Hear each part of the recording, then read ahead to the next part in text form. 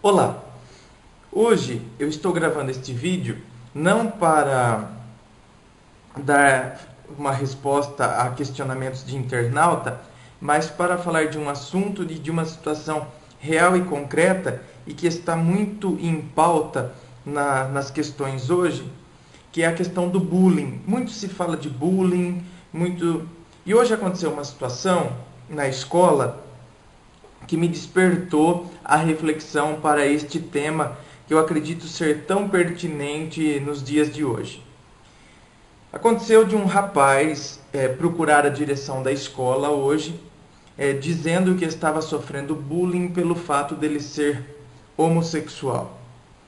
Aí a diretora me chamou, como eu teria aula, a aula seguinte era a minha, ela me chamou e pediu, né, se a gente, eu e ela, aproveitando que era a minha aula, se a gente não conversasse com os alunos daquela sala sobre esse aspecto, o aspecto do bullying, o que é o bullying, porque o bullying, gente, ele se manifesta não só em relação à homossexualidade, não. O bullying se manifesta com classe social, com raça, se manifesta com maneiras ou formas físicas. São diversas as formas de manifestação do bullying. Mas essa questão, vamos começar pela questão da orientação sexual.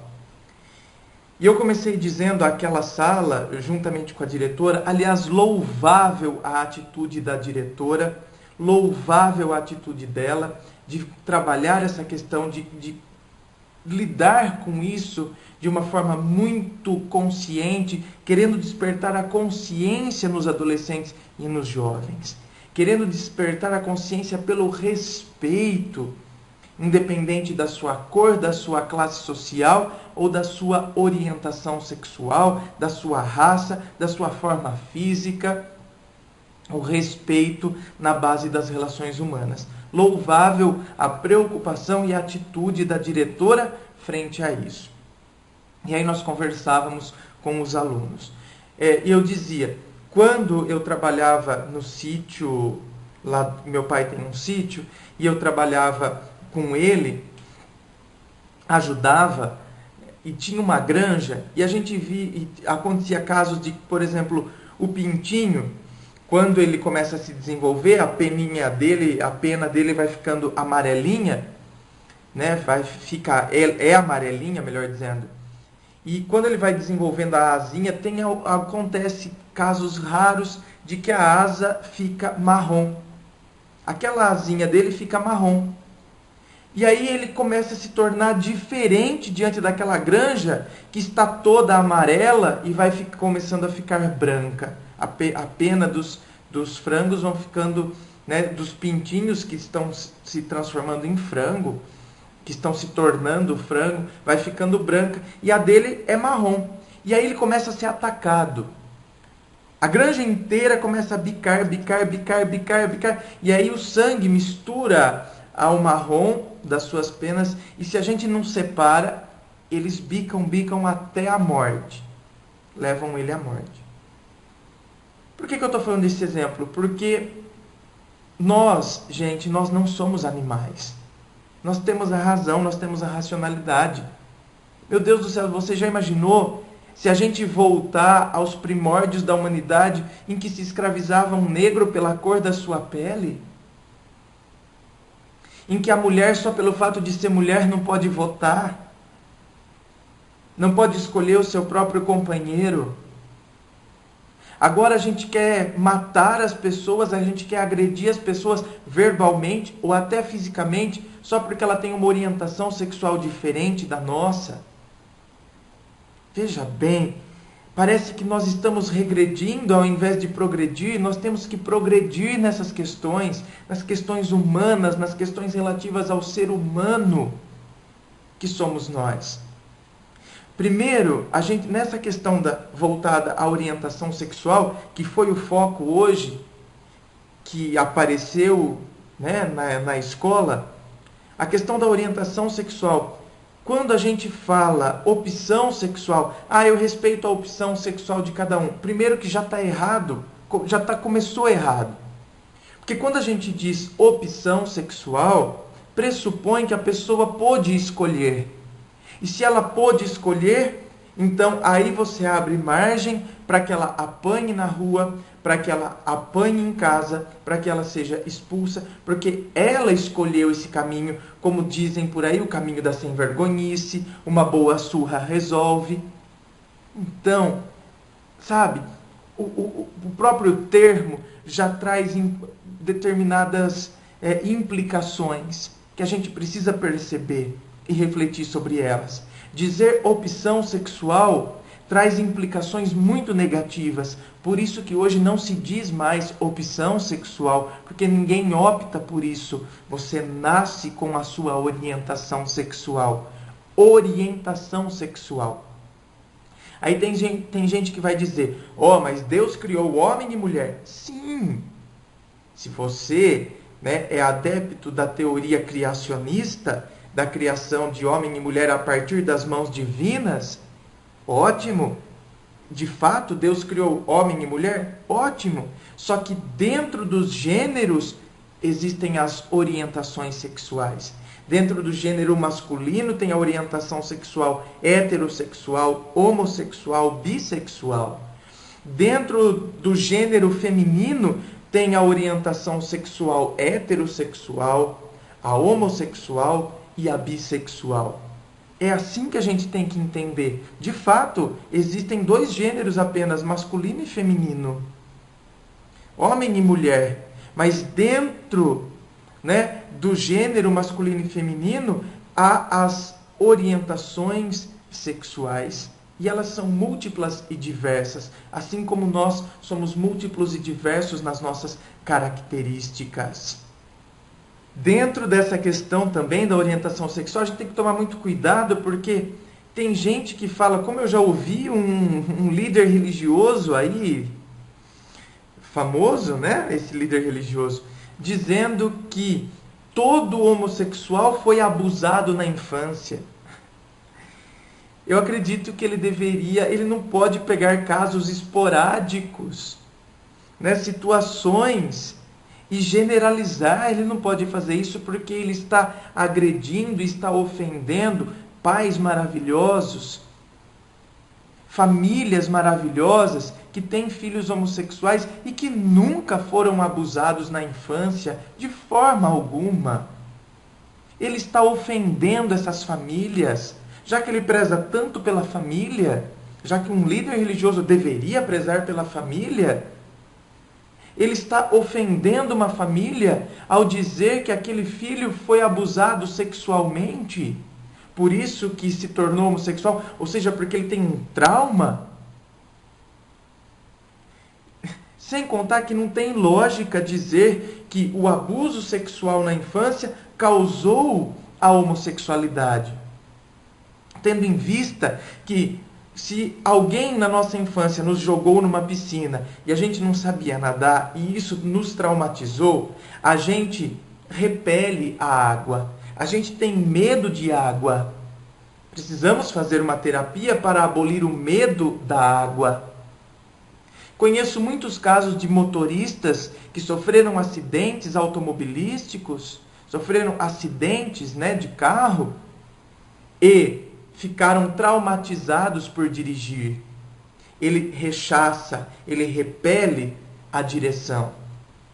Agora, eu considero incoerente dizer que o gay foi abusado na infância e por isso ele ficou traumatizado e desenvolveu a homossexualidade, tendo em vista que se fosse assim, ele seria hétero então, e não homo.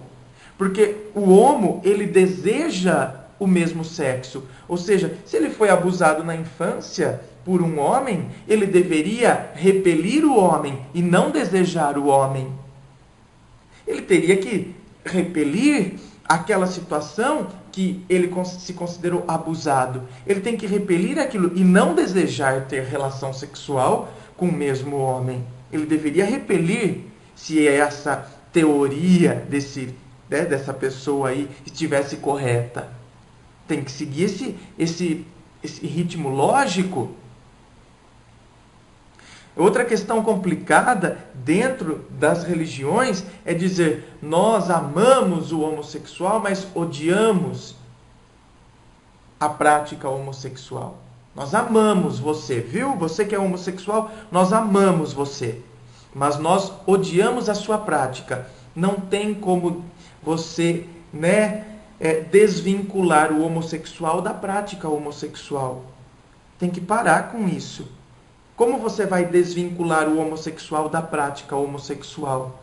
Você vai querer que ele viva, porque ele não vai deixar de ser homossexual, porque é da sua natureza, é da sua essência, é da sua genética. Ele não vai deixar de ser. Então você vai querer que ele fique dentro de uma bolha, que ele não desenvolva a sexualidade como qualquer ser humano,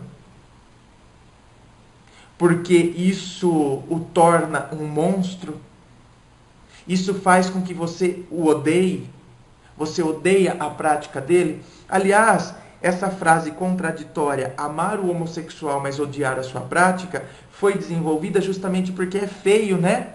Dizer, eu te odeio, tendo em vista que o grande mestre das religiões cristãs, Jesus Cristo, que é o modelo e que deveria ser seguido, ele fala sobre o amor.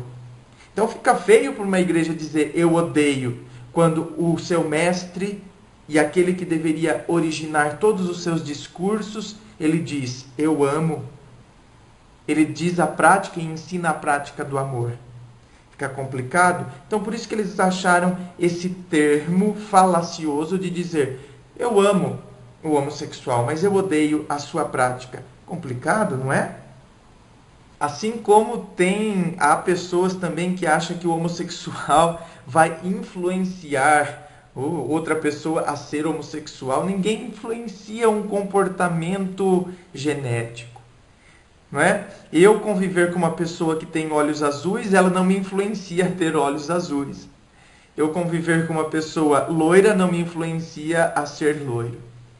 Assim como ninguém influencia ninguém a ser homossexual, tendo em vista que você nasceu com essa orientação sexual. Então, senhores pais, parem de ter medo de que o seu filho conviva com uma pessoa homossexual. A diversidade, ela faz muito bem. Ela vai fazer com que o seu filho tenha respeito por aquele que é diferente dele. Isso é muito importante. Ninguém influencia na sexualidade de ninguém. Dessa forma, como se diz, como se fosse uma doença contagiosa que alguém vai transmitir a outra pessoa, ou que alguém vai fazer com que você siga, que você siga por esses caminhos e não sei o que. A gente tem que perceber isso. Se fosse assim, não haveria homossexualidade, tendo em vista que os pais são heterossexuais. O filho, ele, não é? Ele seguiria o comportamento dos pais. Ele seria heterossexual. É igual na questão da adoção. Tem gente que fala, não, porque o filho adotivo de casais gays, essa criança vai ser complexada, essa criança vai ser gay também. Ué, se os pais heterossexuais, o filho é gay, ele não é heterossexual, por que casal gay vai ter um filho gay? Vai determinar que o filho seja gay? É contraditório também, não é? Então são várias tabus que a gente tem que ir quebrando para que a sociedade avance e para que essas situações diminuam no nosso dia a dia e o respeito ao ser humano. Ninguém quer convencer ninguém, ninguém pode convencer ninguém a nada. Não é esse o princípio. O princípio é o respeito pelo ser humano, que se esconde por detrás desses rótulos que a sociedade coloca. São rótulos que a sociedade vai colocando. Isso aí, desde a história da humanidade foi assim. Classificou os negros, classificou os índios, classificou tantas e tantas situações, as mulheres. Então a gente vai só mudando, a sociedade vai avançando em tecnologia, mas parece que vai repetindo os comportamentos que outrora foram cometidos e que hoje a gente julga aqueles comportamentos passados e a gente não percebe que a gente está fazendo novos comportamentos semelhantes. A gente está, meu Deus do céu, não é? A gente está sendo tão inflexível com outros grupos. A gente fala, como pode naquela época terem feito aquilo com esse grupo de pessoas? E a gente não percebe que o nosso comportamento com outro grupo hoje, nos dias de hoje, é uma repetição do que foi no passado com outros grupos. É isso que a gente deveria pensar. E por fim, eu gostaria de finalizar esse vídeo com a frase... e olha, só uma questão aqui que eu me lembrei agora. Quando dizem, quando aquele líder religioso diz que todo gay foi abusado na infância, ele deveria perceber que, claro, há homossexuais que foram abusados na infância, sim, assim como há milhares de heterossexuais que foram abusados na infância. Não é isso. A pessoa vai criar um determinado trauma? Sim, provavelmente. Mas não é esse trauma que vai determinar a sexualidade. O trauma não determina a sexualidade. Imagina, não é? Milhares de heterossexuais também foram abusados na infância, assim como gays também foram abusados na infância. Mas não é isso que determina a sexualidade. E por fim, então, eu quero dizer uma frase do Bob Marley. Enquanto a cor da pele for mais importante que o brilho dos olhos, haverá guerra. Isso aí a gente pode estender para todas as situações. Enquanto a orientação sexual for mais importante que o brilho dos olhos, haverá guerra.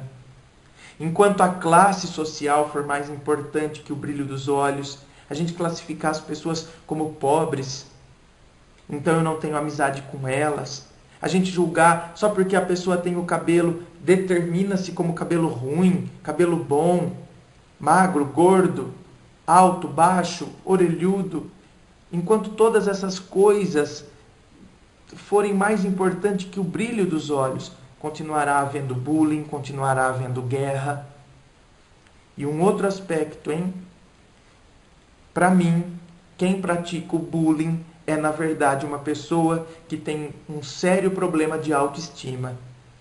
Ela precisa mostrar o defeito dos outros, aquilo que ela considera como defeito, claro, a partir do ponto de vista dela. Ela precisa mudar o foco. Eu não quero que vocês olhem para mim, porque se vocês olharem para mim, vocês vão perceber os meus defeitos. Então ela precisa apontar os defeitos dos outros. A pessoa que pratica bullying, ela se considera reduzida. Então ela precisa pisar na outra pessoa, ela precisa humilhar a outra pessoa para reduzir a outra pessoa, porque ela quer que a outra pessoa seja reduzida ao nível que ela se enxerga. E ela se enxerga num nível baixo. Porque ela tem problema com amor próprio, tem problema com autoestima. Por isso que ela precisa pisar e humilhar as outras pessoas. Porque ela precisa reduzi-las ao nível em que ela se enxerga. E ela se enxerga num nível inferior. Ela se enxerga num nível baixo. Por isso que ela precisa praticar o bullying. O bullying tem que ser extinguido das nossas práticas. Isso sim. O bullying tem que ser extinguido das nossas escolas, das nossas relações, da sociedade. Porque a diversidade, ela é ótima. Ela faz com que as coisas aconteçam e com que a multiplicidade de pessoas e de comportamentos torne o nosso viver uma grande maravilha. Um grande abraço e inscrevam-se no canal para receber novos vídeos. E muito obrigado pelo carinho, muito obrigado por você participar deste canal que sempre se propõe a ser participativo e interativo. E até um próximo vídeo.